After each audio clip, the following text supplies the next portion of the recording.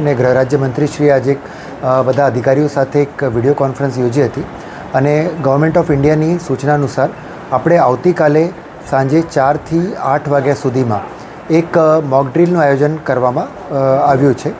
એ mock drill એક લોકોની preparedness માટે, કદાચ કોઈક સિચ્યુએશન ઉપસ્થિત થાય અને એમાં લોકોની શું પ્રિપેર્ડનેસ છે અને પ્રિપેર્ડનેસ કરવા માટે આપણે આયોજન કરવાના છીએ. સૌથી પહેલાં તો હું આપ મીડિયાના માધ્યમથી બધાને એ કરવા માગું છું કે એમાં કોઈએ પેનિક થવાની કોઈ જરૂરિયાત નથી અને આ મોક ડ્રીલના 2 થી 3 કમ્પોનન્ટ્સ છે.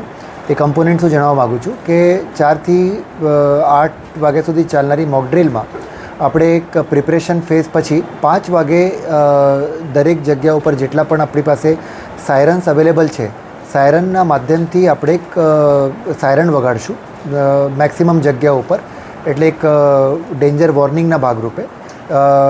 ઇટ ઇઝ જસ્ટ સાયરન એ કરવાના છે અને એની જે 5 વાગે આપણે એક સાયરન કરશું. એના પછી મોક ડ્રીલ આપણે 5 થી 6 જગ્યા ઉપર જે સુરત સિટી અને રૂરલમાં 5 થી 6 જગ્યા અમે જે નક્કી કરવાના છીએ એ જગ્યા ઉપર આપણે મોક ડ્રીલ કરશું અને એમાં અલગ અલગ સિચ્યુએશન, ધારો કે કોઈ હવાઈ હુમલો થયો હોય કે કોઈ જગ્યા ઉપર મકાન ક્ષતિગ્રસ્ત થયું હોય, હાઈરાઇઝ બિલ્ડિંગમાં આગ લાગી હોય તો ત્યાં રેસ્ક્યુ આપણે કેવી રીતે કરીએ, હોસ્પિટલ્સની અવેલેબિલિટી માટે, ઇવેક્યુએશનની સિચ્યુએશનનું છે, અલગ અલગ સિચ્યુએશન લઈને અમે મોક ડ્રીલ કરવાના છીએ. એમાં રેસ્ક્યુ, સર્ચ એન્ડ રેસ્ક્યુથી લઈને ઇવેક્યુએશન સુધીની બધી જ કામગીરી જે છે એ મોક ડ્રીલના માધ્યમથી કરવામાં આવશે. અને એનું જે મુખ્ય ધ્યેય છે એ ફક્ત ને ફક્ત આપણી પ્રિપેર્ડનેસ, કોઈક સિચ્યુએશન ઊભી થાય તો આપણી પ્રિપેર્ડનેસ કેવી છે અને લોકોનું આપણી પાસેથી જે આપણે લોકો પાસેથી શું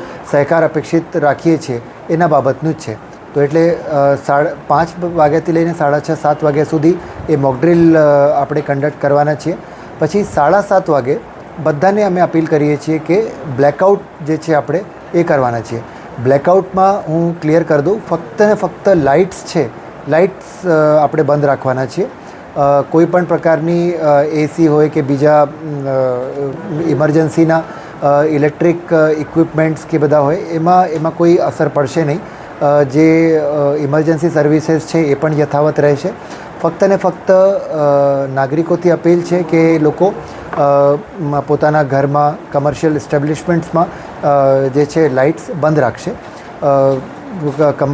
કોર્પોરેશન અને રૂરલ વિસ્તારમાં પણ જે કોર્પોરેશન એરિયામાં કોર્પોરેશન અને બીજા એરિયામાં નગરપાલિકા અને ગ્રામ પંચાયત તરફથી પણ જો સ્ટ્રીટ લાઇટ્સ હોય એ બંધ રાખવામાં આવશે.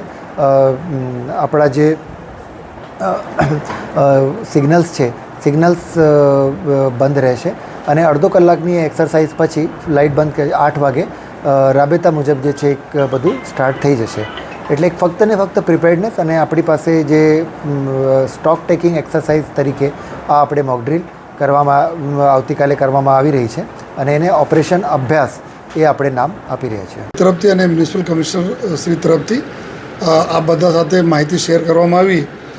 તો આવતીકાલે જો જ્યાં સુરત શહેરમાં અલગ અલગ જગ્યાઓ ઉપર જ્યારે સાયરન વાગશે એના પછી જો મોક ડ્રીલના મારફતથી કેવી રીતે જો રેસ્ક્યુ અને ઇવેક્યુએશન કરી શકાય એની એક્સરસાઇઝ થશે. અને પછી જો સાંજે 7:30 થી 8 તક જો બ્લેકઆઉટ છે, ફરીથી અમે રિપીટ કરીએ છીએ કે ફક્ત જો બલ્બ અને ટ્યુબ લાઇટ માટે છે, ના કે કોઈ લિફ્ટ બંધ કરી દે યા પૂરા પાવર જો બિલ્ડિંગને બંધ કરી દે એવી જરૂરત નથી. લેકિન અંધાર પટ રહે, આ બધાને ખબર છે કે ક્યારે પણ એર રેડ્સ વગેરે થાય છે તો આપણા ટાર્ગેટના હાઇડ કરવા માટે આ બહુ જ જરૂરી છે. તો બધા સે વિનંતી છે કે લોકો જો એ સ્વયંભૂ બંધ રાખે.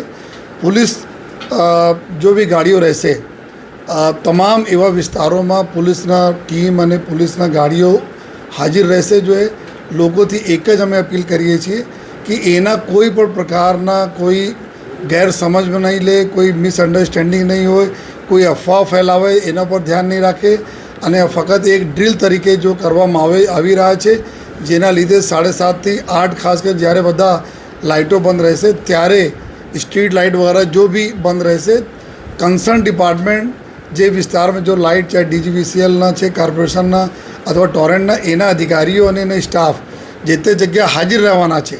તાત્કાલિક જો એ 8 વાગે બધા રિસ્ટોર થઈ જવાના છે. તો મારી રિક્વેસ્ટ છે કે કોઈ પણ પ્રકારના કોઈ અફવા પે ધ્યાન નહીં આપે. આ જો ભારત સરકારશ્રી અને ગુજરાત સરકારશ્રી તરફના આવતીકાલે જો પૂરે દેશમાં ડ્રીલ છે એના ભાગરૂપે અહીંયા ડ્રીલ થવાની છે. તો બધા લોકો સહકાર આપે એવી બધા લોકોથી અમે વિનંતી કરીએ છીએ. અને જો ફર્ધર કોઈ જે રીતે જો ક્યાં ડ્રીલ થવાની છે, કઈ રીતે થવાની છે, આપને આવતીકાલે જો શેર કરી દેવામાં આવશે જગ્યા છે. સૂચના મુજબ અને ગુજરાત રાજ્યના માનનીય મુખ્યમંત્રીશ્રી અને ગૃહ રાજ્યમંત્રીશ્રી દ્વારા આપેલ સૂચના મુજબ કાલે સમગ્ર સુરત શહેરમાં 5 વાગ્યા એકસાથે ઘણી બધી જગ્યાઓ ઉપર સાયરન વગાડવામાં આવશે. હું બધા સુરત શહેરના લોકોને અપીલ કરું છું કે આ જ્યારે 5 વાગ્યા સાયરન વગાડવામાં આવે એમને અલર્ટના સાઇન તરીકે ગણવાનું છે, પણ આ મોક ડ્રિલનું પાર્ટ છે.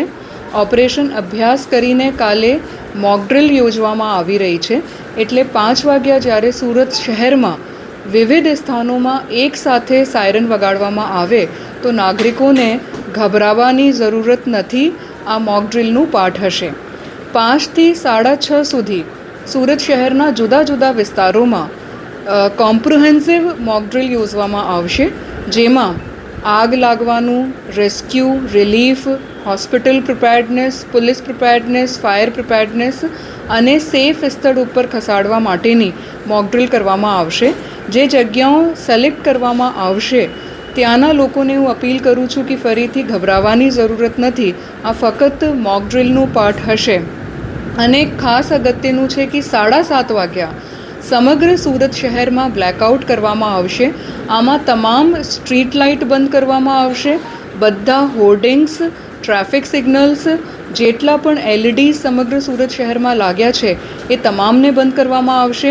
સુરત શહેરના તમામ ઓફિસીસ, હોસ્પિટલ્સમાં ICU વગેરે અગત્યના છોડીને બાકી જ્યાં પણ જરૂર જણાય ત્યાં schools, coaching classes, sports સ્ટેડિયમ્સ, community holes, grounds, બધા જ ઘરો, ઓફિસીસ, ઇન્ડસ્ટ્રીયલ એરિયામાં બધી જ જગ્યાઓ ઉપર ઇલેક્ટ્રિસિટી બંધ કરવામાં આવશે. આ ઇલેક્ટ્રિસિટી જો છે ફક્ત અને ફક્ત લાઇટ માટેનું છે. બલ્બ્સ, ટ્યુબલાઇટ્સ આ બંધ રાખવામાં આવશે.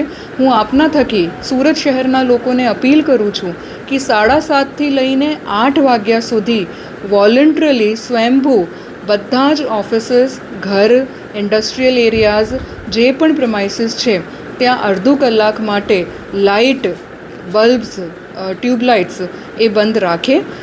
એમના માટે પોલીસ વિભાગ, કલેક્ટરશ્રી, તમામ વિભાગો સાથે આજે જોઈન્ટ મિટિંગ્સ થઈ છે અને ખૂબ જ કોમ્પ્રિહેન્સિવલી ઓપરેશન અભ્યાસ કરવામાં આવી રહ્યું છે.